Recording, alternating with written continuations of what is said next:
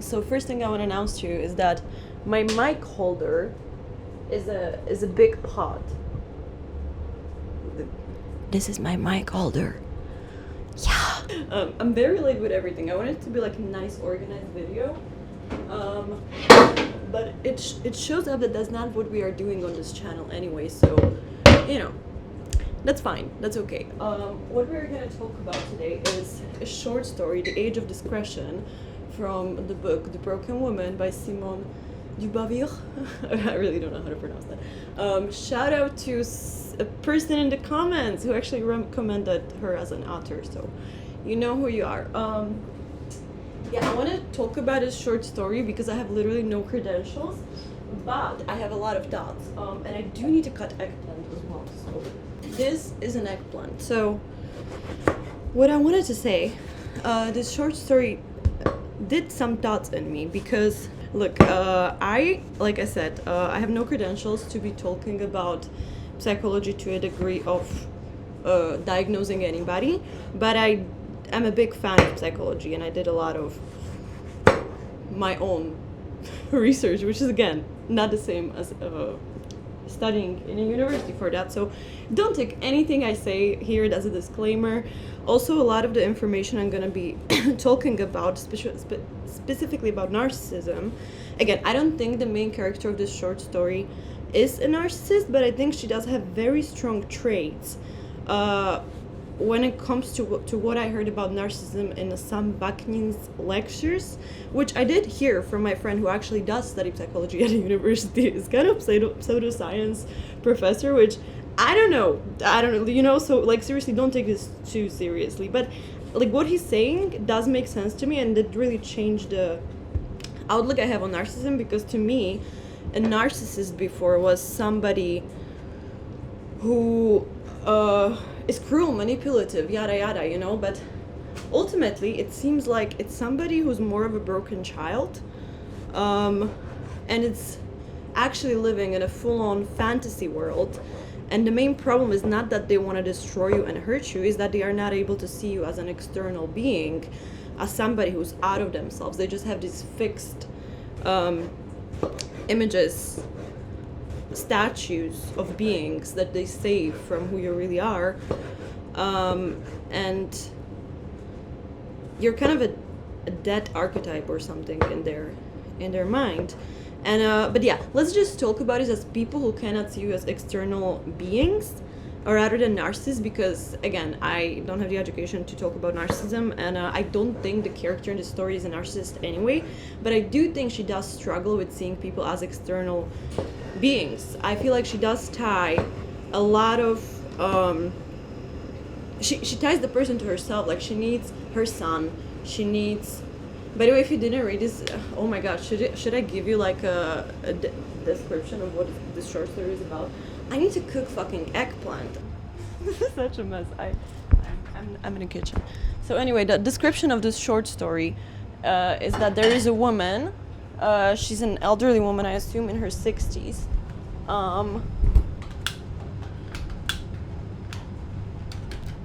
She has a husband, Andre, and a son, Felipe. And recently, her son has chosen to get married and get a job at this. Am I too loud? I hope not. To get a job at like something that's very careeristic and not intellectual, and it's against her morals, because she, the main character, and her husband, they are both very strong intellectual people, and they have values, and they think their son has chosen a path that does not have this, which, look, okay, valid, a little bit like, how do you even have the time and privilege to care about this kind of shit? But very cool, very cool. I would love to be an elitist intellectual. I miss my times at a university. I was at the film university, where they would tell us, you guys are meant to be the intellectual elite of Europe. And here I am at my night shift cooking dinner. Love it, dig it. I have absolutely nothing about intellectualism. I only have things against pseudo-intellectualism, but I don't think this short story and the characters are pseudo-intellectual. I think they're actually intellectual, and she's actually pursued in her beliefs that her son is choosing a path that's like not good. But interesting thing about this clash they have is that she doesn't even see the son as a separate person. Like the whole time, like she's like, oh, he betrayed me by this, I don't want to meet him anymore, I'm gonna cut him off, like her own son. And it's not like he killed someone, he just like married somebody she doesn't fully approve of and took a job that doesn't match her intellectual standards. Which again, sure, you can disagree with that. You can like have little small family feuds about that. But to cut away your child, like it feels like the whole time she's forgetting that she's the mother. Like there is multiple passages in the text where she's like, oh, he would always make me feel better. He would like do something wrong, but then he would come and apologize, and he would make me feel all good. I miss him, blah, blah. And I'm like, girl, you're the mom. You are the mom. And it's like she's completely unaware of the fact that she is the mother and he's the child. She's acting like the child. And the thing is, this is very interesting to me because I do know people in my life that are somewhat like this. And, you know, before, I would think always like, oh, they are just bad people because they are not able to see you as an individual human who chose their own path. You need to be their little doll, let's say a family member, who wants you to be exactly what they want you to be. And if you're not, then you're the black sheep and everything is wrong with you. And I would be like, oh, this person is mean, bad person, right?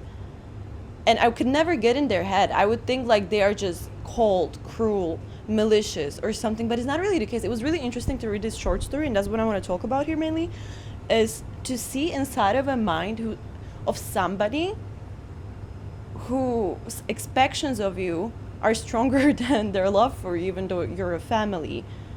Like she basically abandoned her son mentally and physically the second he chose not to grant her wishes and what she wanted of him.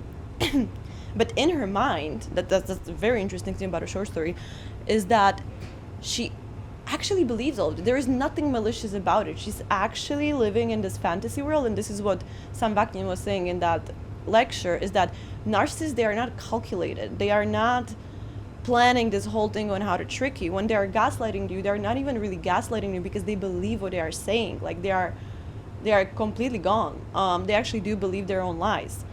And she does. Like she actually thinks she's in the rightful place. She actually believes my son betrayed me by choosing his own path. He's cruel. He failed me. He broke my heart. He abandoned me.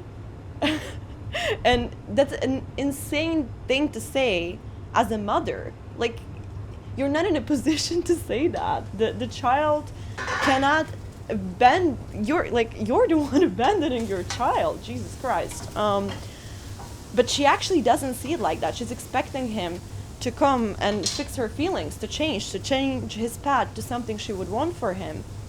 So she's not abandoned, which is very interesting. And to see it from that position, that she's not malicious about any of this. She actually believes her own fantasy, and she actually needs the son to fit into this box she made for him, this frozen image of him. Otherwise, things are collapsing for her because he is her emotional regulator. Same as her husband is her emotional regulator. And because her husband, he's getting older, he's kind of losing hope for his career path, and he's kind of getting disinterested in things, and instead of sympathizing with her husband and being worried about him because of his mental health or whatever, she's judging him all the time. She's like, he's getting old, that's a failure, that's not inspiring to me, he's becoming an old man, ew. Which look, that can happen mainly if you're married long time. Things can irritate you and ache you out, I guess, maybe. But again, there would be just this pattern of judging other people, having no understanding for their externality. Everything they do, she cannot see as an independent act of her. It's some kind of a betrayal. It's some kind of a other people failing or not matching her standards are a betrayal. She's being abandoned.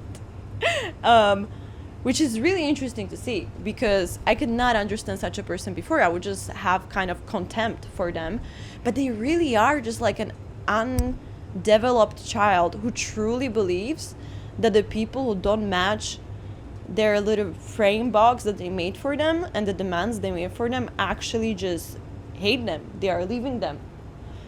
That's bizarre. That's kind of sad. I mean, of course, if you're a child of such a person, this is no excuse, because if you're growing up with something like this, it's just it's unbearable and super traumatizing. So the fact that we can have understanding for such a person doesn't mean it's okay, obviously. This is too chaotic, and there's too many things I had like, oh yeah, no, I hope, okay, this is not safe. Fuck. We are way too close to the camera with the oil. Okay, so anyway, what I wanted to say with this is that this extends some sympathy for a person who cannot see you as an external being, because they literally can't. It's not like they are devaluing you. It's not that like they want to hurt you by not seeing you. They have none of this in their brain. They actually think, oh, you chose something else than I wanted for you? You hate me. You're abandoning me. And they're not realizing that they are the adult. They are the parent. So if you have a parent with these kinds of traits, know that it's not that they want to hurt you. They just didn't fully develop their identity because of trauma. But you should still leave. You should still leave if you can. What is this chat? But yeah, so, and also her husband, like, she wants him to do well. She wants him to not be an old man because that's affecting her. And also with her career, she just published a book that is not getting good criticism. And look, everybody reacts bad to bad criticism, like to a degree. But it's like she completely loses the value in writing because other people didn't approve of it. So this character really does have a lot of traits of what I would understand narcissism is. But I don't think she's narcissistic because at the end she does actually have some kind of a metamorphosis.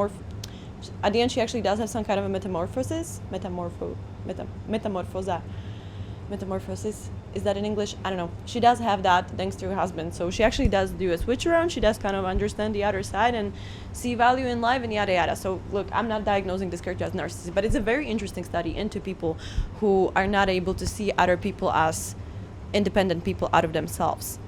And it's not a malicious act. It's just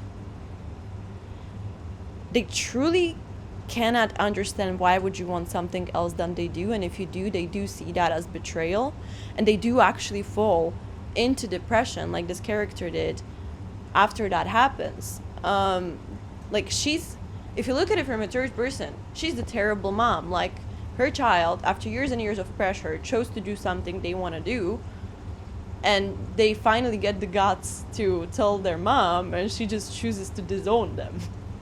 And the child is like, you always been such a, like there is a passage in the book, you always been such a tyrant, you don't even care about love, you just care about will to power. And she's like, just stop it, just got it out, like you disappointed me, no use, you know. But in her head, after her son leaves, after they have a fight, and she's like, no, I will not forgive you, and he's like begging her, mom, please don't disown me just because I chose to do something for myself, like come on. And after he leaves, after she sends him away, her son, she's like, I mean, I already miss him and I love him, and she actually in her head believes she loves him. This is love to her. She does love him in her own way, but it's not actually love, because you cannot love somebody that you see as a frozen statue of what you would like them to be. So, I mean, she doesn't actually love him, obviously, but in her head she does. This is really interesting because people like this who just don't see you as your own self, you can feel so unloved and so unseen and so everything, and you would want to just like cut them off and be like, I mean, you should still cut them off, but like you would like to just categorize them as bad, right? But the funny thing is, if it's like these kinds of traits, it's still a trauma response, and these people probably just didn't manage to like start seeing people outside of them, and they didn't get to a point where they could self-regulate. So they do need all of these people around them, even though they cannot actually see them as real people, to keep themselves okay. So that's very interesting. Did I have some notes? Yeah, individuality is an attack on the feeling of a person who doesn't see you as an external being. Oh yeah, another thing I wanted to add to this though is that in the age of discretion, I don't know when is this short story set, but I would assume is in like latest, maybe in the 60s or 70s. I think partly what like to a modern reader like me may like be like, oh, this woman is so on the edge of narcissism, is just like how we used to perceive parent figures before and how it was expected us to see them. Well, not us, because I was not there, but you know, like the honor for the elderly and the respect for your parents, and whatever they do, you need to go and be there and be like, thank you, mama. You know, that kind of stuff. I feel like we don't have this so much anymore. Like if you're a parent, I mean, we still do have it to a degree, and of course you should like respect people who blah blah blah, but if somebody like abused you and like neglected you, like I don't think you should respect them just because they are your parent. Like that has nothing to do with it. If anything, you should respect them less because they really did own you to not traumatize you and neglect you. I mean, they chose to have you, so it's like, yeah. It's actually worse than if anybody else did it. But yeah, I feel like in that age, it was kind of expected that like whatever the parent wants and does, you should always respect because they are the parent and that's it, like just the authority of it. So I think a part of the reason, like this is kind of like the normal thing in the short story, like it's normal that she's disowning her son and he's the one supposed to be begging for her to take him back. Like I feel like if that happens now, it's like, oh wow, my mom disowned me over choosing my own career path, I'm gonna seek therapy and never speak to her again. Like I feel like that's more the like approach now, but like there it's normal that he goes begging her back, mom, please forgive me. For what? You didn't do anything, Felipe. You haven't done nothing wrong. Jesus Christ. Yeah, that's actually all I wanted to say. I don't think this was interesting that much. I think this was way too chaotic. But yeah, just interesting to know that there are people who cannot see you and they are not doing it to hurt you. You know, just some people can be evil without knowing. But is it evil? Is it evil? They can be cruel. They can do damage. They can hurt. They can traumatize. But are they being evil if they're unconscious of the cruelty of their act? That's a good question that you can take to bed right now. So I'm gonna go eat. And yeah, okay. Random input. Bye.